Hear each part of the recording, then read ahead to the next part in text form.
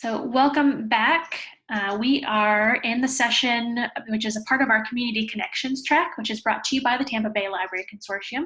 This session is Ask, Listen, Act, created and presented by Amber Williams. Amber has worked in public libraries for more than a decade in Washington. Her community engagement work earned her recognition from Library Journal as a 2019 Mover and Shaker and an Advances in Library Services Award from Washington Library Association in 2017. And to help keep a broad view of library work, she currently serves as an American Library Association Council member at large and is past WLA chair of the Public Library Division. Amber has presented about community engagement endeavors and strategies at PLA, ALA, WLA, and various national webinars. Her latest project includes working with librarians in the Wisconsin Libraries Transforming Communities initiative. So we're very happy to have you here with us. Thank you, Kelly. Are you ready for me to share my screen? Yes. Fabulous. All right. Hoping everybody sees my Ask, Listen, Act up there. So thank you, Kelly and Tampa Bay Library Consortium for having me. I'm sharing some of my favorite partnership stories today, but I recognize that I have great partners because I and my library are good partners back. And I've really seen a shift in my relationship with community partners since being more intentional in my actions. And how I've done that is by asking questions, being a good listener, and following through with authentic action. So as Kelly said, I'm Amber Williams. I'm a public librarian in Eastern Washington. I've worked with Spokane County Library District for more than a decade. And I've been part of 2 strategic planning processes before this last round that I planned and led and implemented. And I truly believe that community engagement is a sustainable strategic planning cycle that builds better relationships. This is a collection of the 3 posters for a poetry slam series I organized for local high school students. And I'm choosing to start by showing last year's poster set, even though there is one for 2020, because last year saw the slams grow again to include a grand slam, bringing the partners involved in this one series to a count of 7 high schools, 2 universities, a slew of poet laureates, National Slam team members, and the library. But going even further back, it all started with a question. I do want to make sure to give credit where credit is due, though, so here is my shout out in full recognition of where this really started for me. In 2014, I was part of the team from Spokane County Library District selected to participate in the Public Programs Office, or the American Library Association's Libraries Transforming Communities initiative, in which the Public Programs Office worked with the staff from Harwood to introduce their community engagement tools to libraries. Isn't that an amazing amount of names in such a short amount of time? So 6 years later, I feel like Harwood has truly saturated the library field, and there's few of us that don't have an awareness of their concept of community engagement. And it's really actually become quite a buzzword. So I use the term to describe engagement and not advocacy. The difference being, for advocacy, we tell our communities how great we are, and in engagement, we ask communities what they think great is. Which brings me to the actual ask.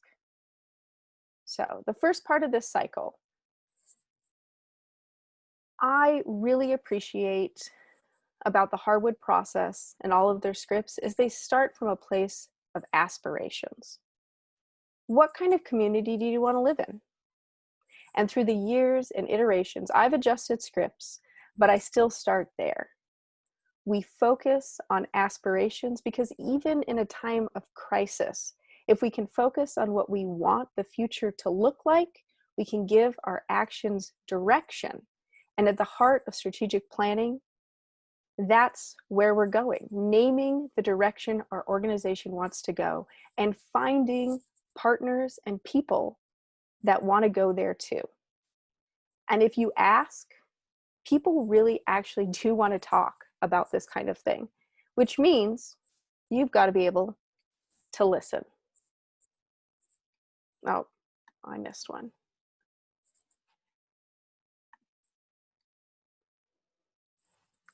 So this is the question I'd like us to think about. What does it actually feel like to be heard? Think of a situation where you actually felt heard. You felt heard because you knew your ideas mattered. And what did it feel like? And as you think of that situation, come out of the memory a little bit, and what are the conditions around you? Who was there? Where were you? I can think of times that I have felt heard in my personal life and my professional life. And so let me set a scene for you. It was just the two of us. We're in her office. The door is shut. Her monitor is off and the phone rang, and it did once. She didn't pick up. She didn't even actually look to see who was calling. There was eye contact and follow-up questions to what I was saying. She didn't jump in to fix my problem before I finished talking about it, or even right after. She was thoughtful and helped me work on the next steps.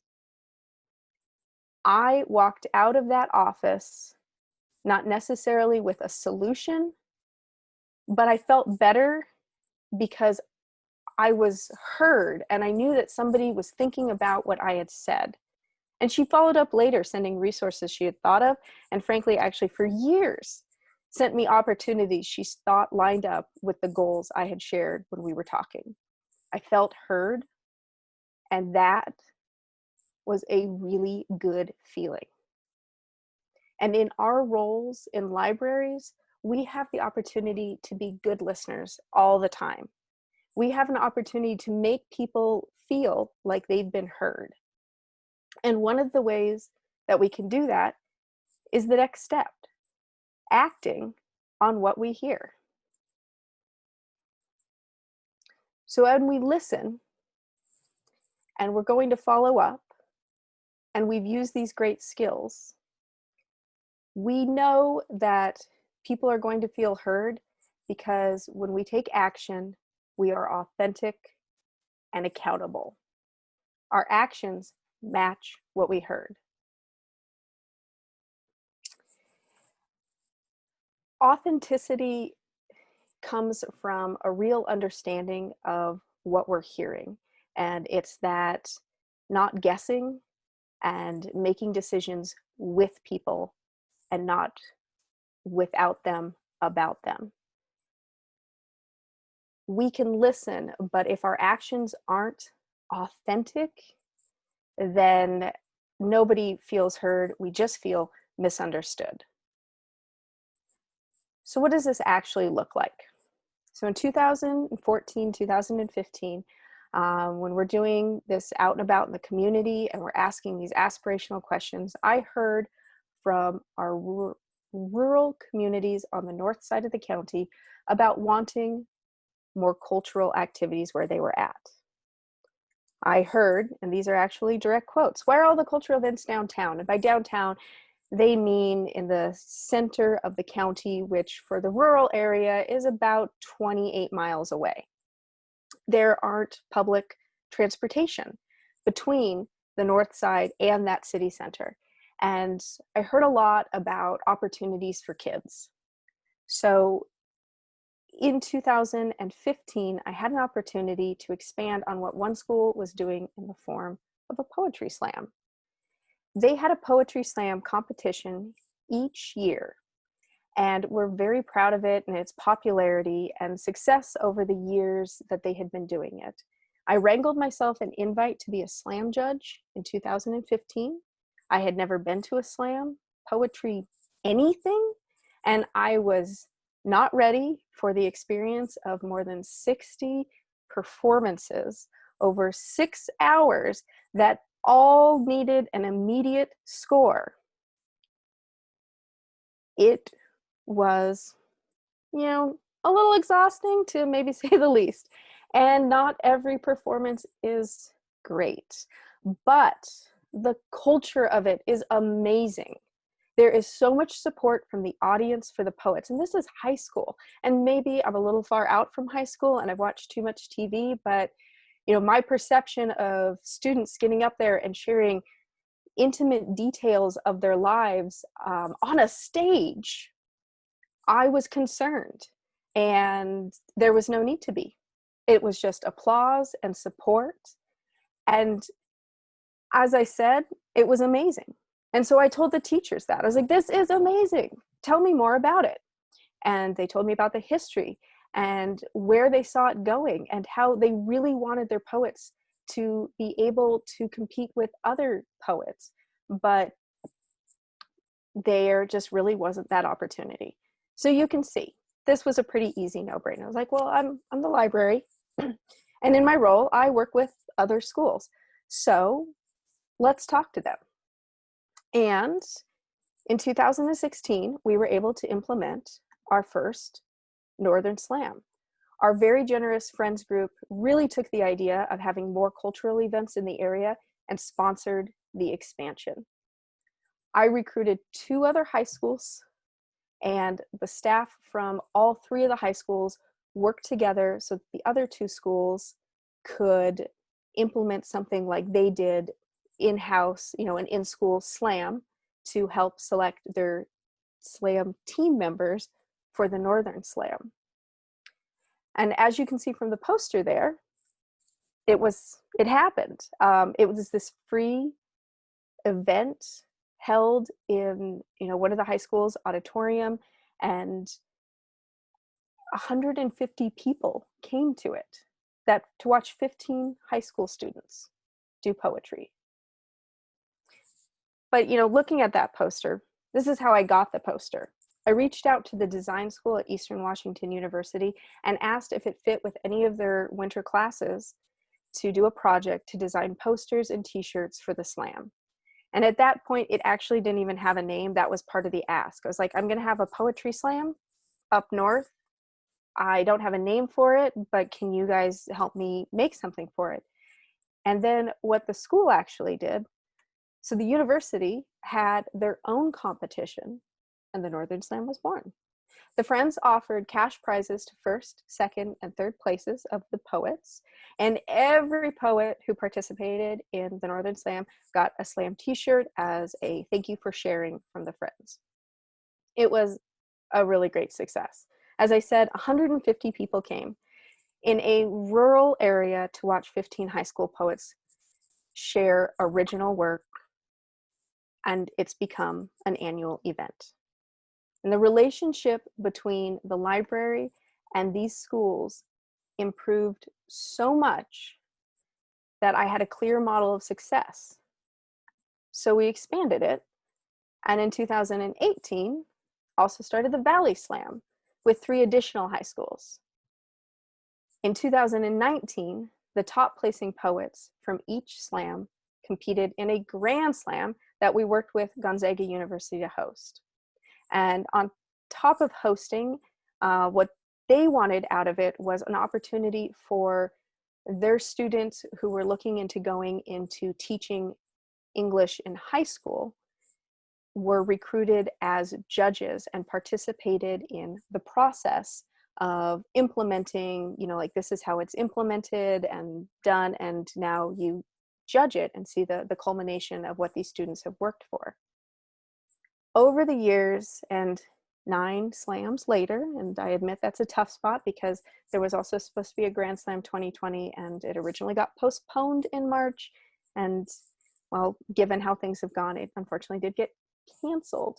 But so 9 and not 10, we've had about 180 original poems performed, a combined attendance well over 1,000, and more than 100 students who were given a bigger stage to perform on. The stories that come from these students and the things that they share about their experience participating in this.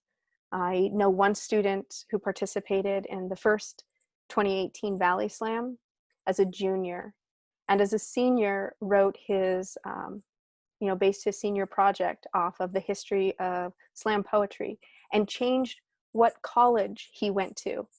He changed his mind and decided to go to school in Chicago because that was the home of slam poetry. And not everybody, was impacted as deeply as that student, but there's so many great stories that come out of it. And I hear them not just from the students, but I hear them from the staff who really appreciate the opportunity to work together, to meet other people interested in doing this kind of work. The 7 high schools that currently compete all have in-school slams for team tryouts. And, some of them, one of them is an alternative high school that has an entire student body of 160. So their slam is only about 10 poets big.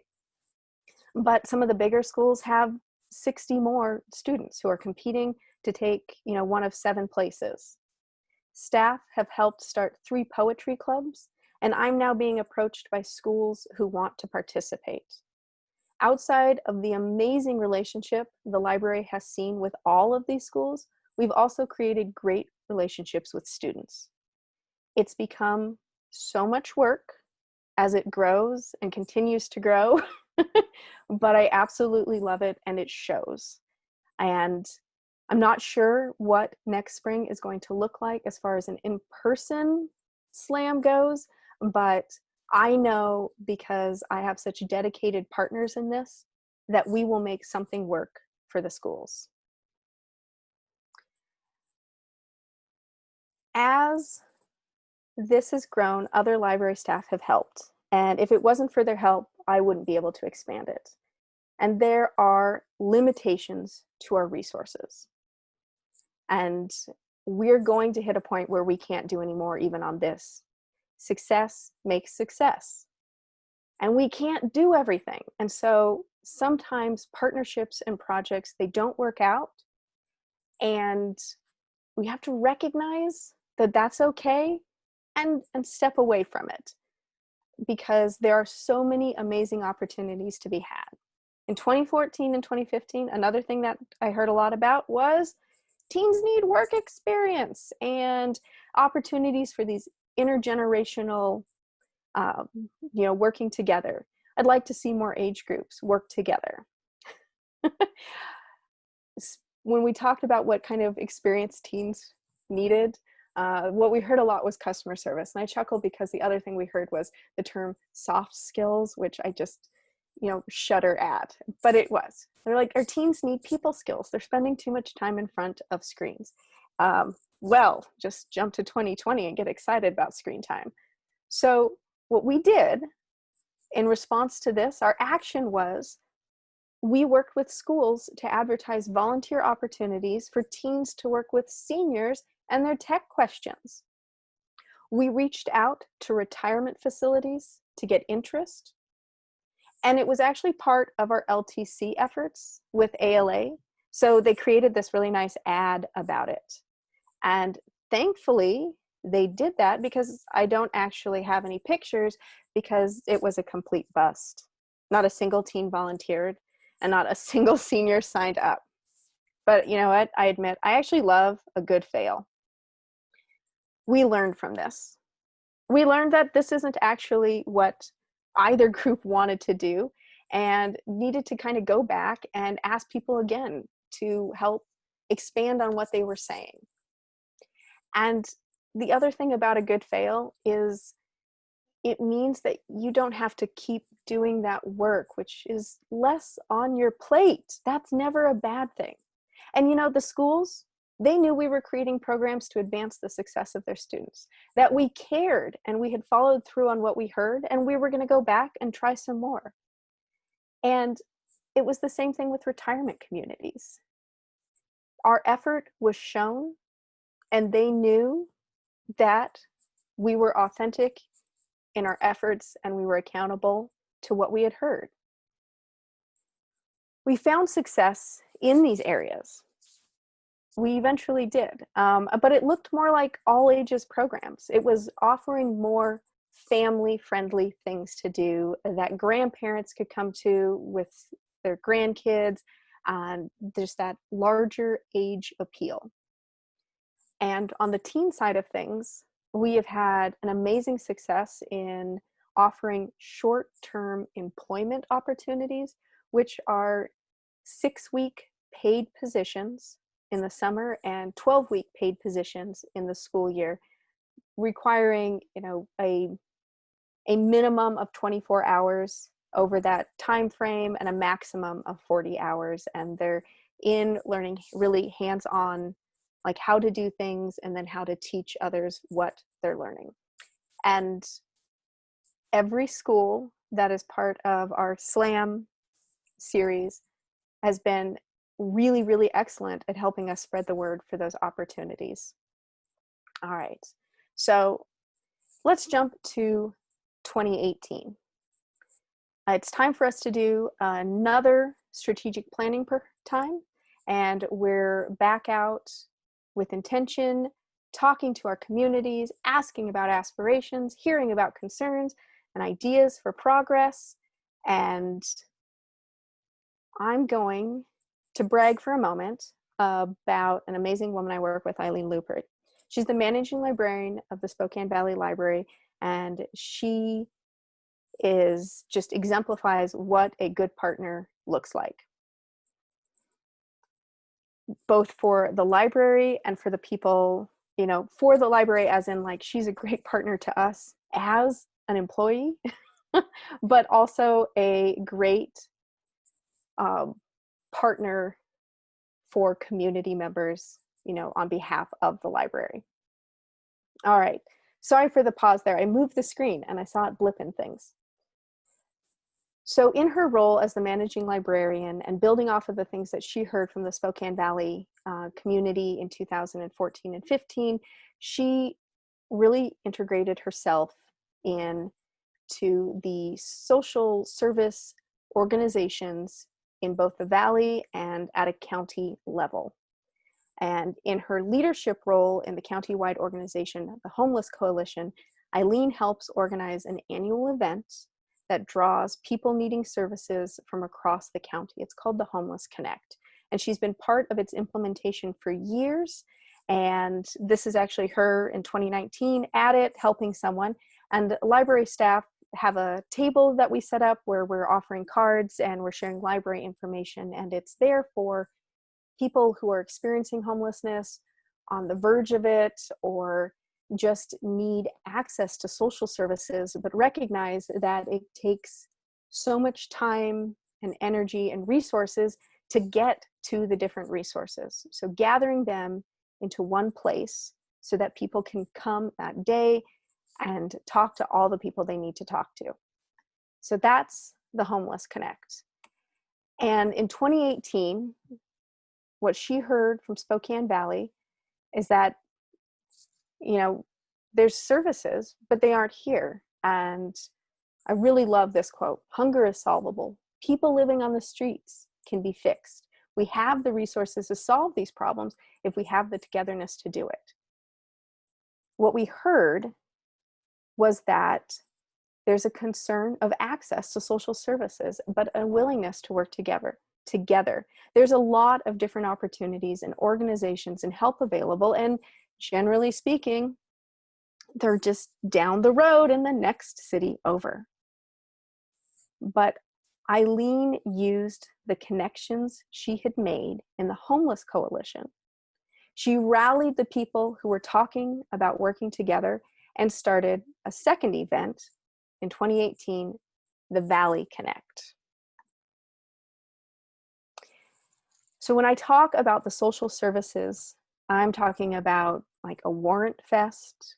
There are people cutting hair, and there were school supplies being given out. The food bank was there. The clothing bank was there.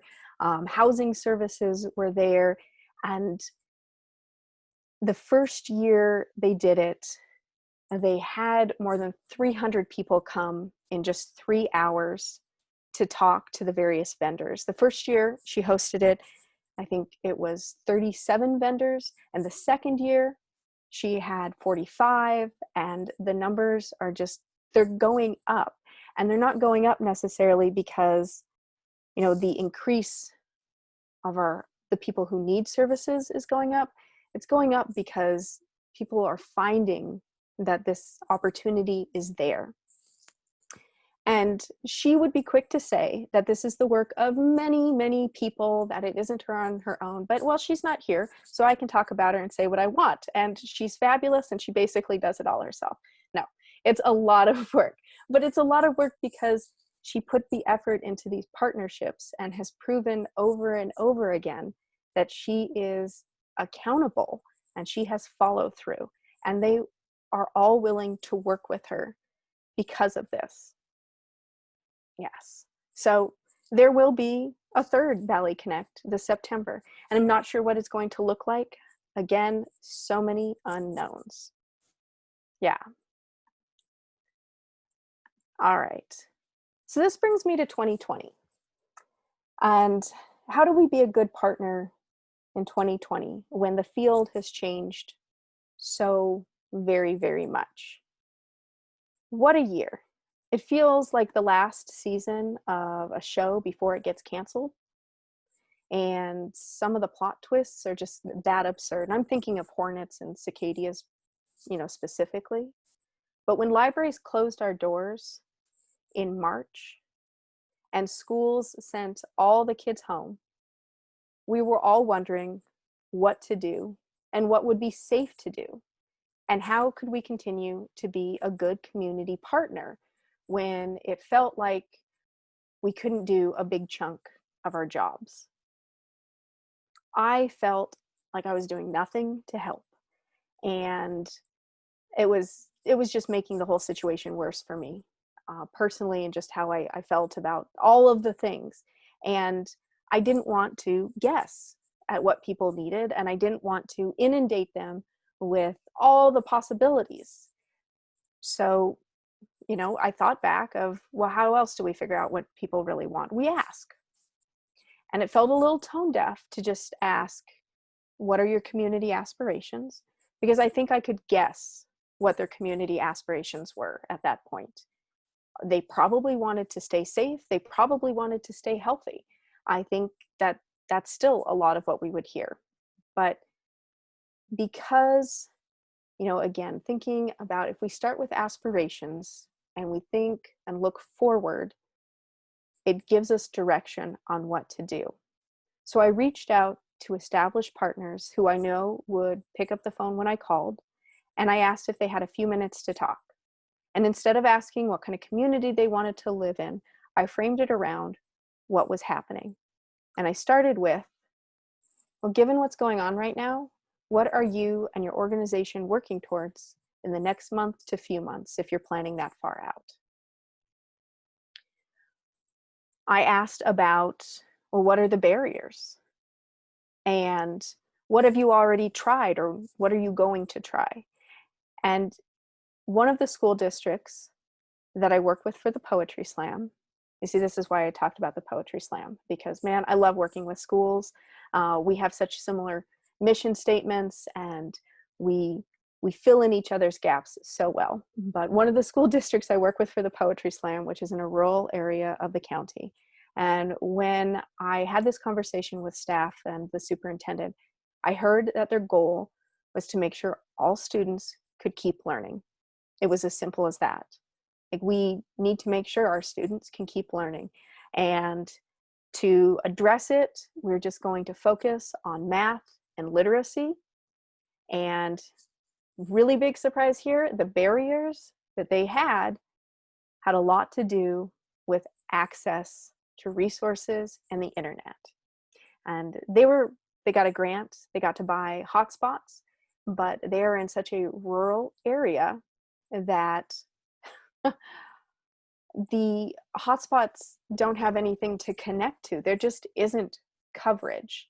And I am sure that people listening know exactly what I'm talking about.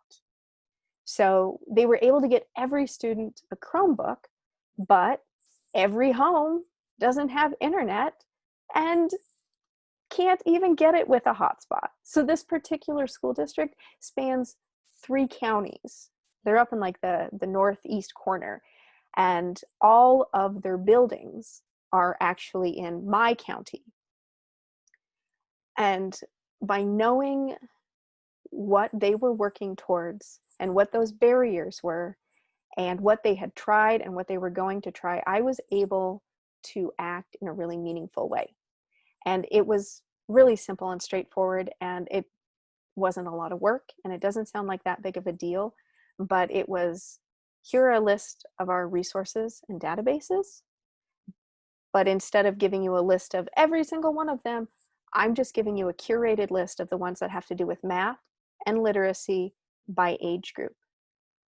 One of the ideas that they had to help with the lack of internet coverage in areas was, well, what if they, loaded up thumb drives, and their bus goes out each Monday on its normal bus route and is dropping off food and dropping off print packets, because that's where they're at this point. And well, if we had thumb drives, we would be able to share some of the resources that way. I was able to work with marketing and gather thumb drives that were SCLD branded and shared those. And I was able to, because they are physically in the county, and we have a great agreement with all of our schools to offer student cards. And student cards are not necessarily associated with a student's name, and thus aren't associated with a student's address, which means even if they live outside of the county, because we don't have any reciprocal use agreements with anyone outside of the county, that they can still use any online resource that doesn't ask for a password or a PIN, because it's just a straight up barcode. And being able to share, again, the resources that were going to work for everyone. And after, a 72-hour proper wait time of dropping it off at their admin building, they were able to, in their bus route, drop off thumb drives that were preloaded and student cards to the homes that did have internet, in case the household then could access the same things. As a county, the other thing that we did, we adjusted our Wi-Fi, and I'm sure a lot of us did this, so that it was less facing inward and more facing outward, so that our parking lots had a better signal, and we turned it on 24/7. And the school was able to then, share out that information, so that if you were by any of our libraries, here was another hotspot, because the schools were doing that as well. And like I said, these weren't huge things. These aren't SLAM programs. These aren't connects. These were small actions, but they were meaningful at the time, and they were really responsive to what needed done. And this was one of the ways that I found how I could continue to be a good partner even now, by continuing to ask and really listen, so that I could make good suggestions and moving forward. Which brings me back full circle. It's all about, again, being authentic and accountable. And when I first started to ask people about their aspirations, I was uncomfortable. I fully admit it. It felt weird. This is a weird question, but people really actually do want to talk to you about these kinds of things. And they do want to talk about what they want to do now. This idea of, when we're in crisis, that we really can't plan super far ahead. So let's not plan super far ahead. Let's not think about the big dream. Let's talk about what we need to get done in the next month. Let's talk about what we need to get done in the next few months. And I'm going to listen, and I'm going to match my resources to help make a difference in your progress. But success makes success. And this is not a groundbreaking notion by any means, but it actually really does get easier to find good partners. When you're a good partner, people will seek you out. Big programs like Poetry Slams and Homeless Connects happen because a lot of people are willing to work towards one goal. And libraries are boundary-spanning organizations. We are so well suited to do this work. And each time I go out and I do another round of asking, it gets easier. And the circle of who's willing to talk to me gets bigger. And as it gets bigger and encompasses more groups and more diversity, it really still comes back to us to make sure that we're listening to everyone. And if people aren't talking, then we're seeking out those voices.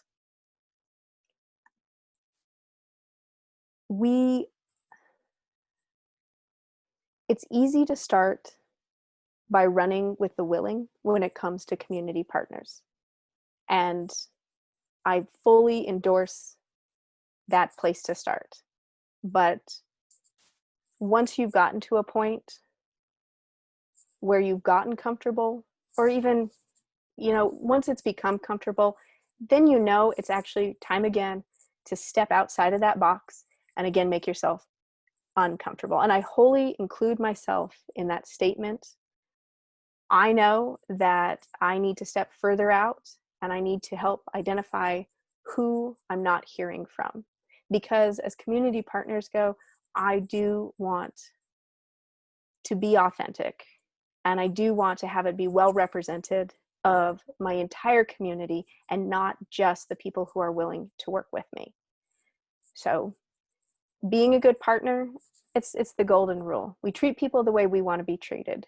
We follow through, we're easy to work with, we have similar missions, or we have the missions that fill in the gaps between us. And each time we go back to do another strategic plan, we ask our community again for that input, because we're able then to set our strategic directions, where the library is going to go and what progress we're going to make around what we heard. And like I said, the circle just gets bigger and bigger, and the success grows on the success. So let me just round it up by saying, celebrate your failures, learn from them, and get excited about something that you don't have to do, because I promise with success, man, you're going to just have more and more all the time. So good partners, good partnerships, so many great stories to share, and I'm sure that you guys have some as well. But I'm watching my time, and I'm going to go ahead and wrap up with, if you have questions about anything I've talked about, if you've got questions that you'd like to send directly to me, that is my email. I am happy to talk more. And yes, thank you so much for joining, and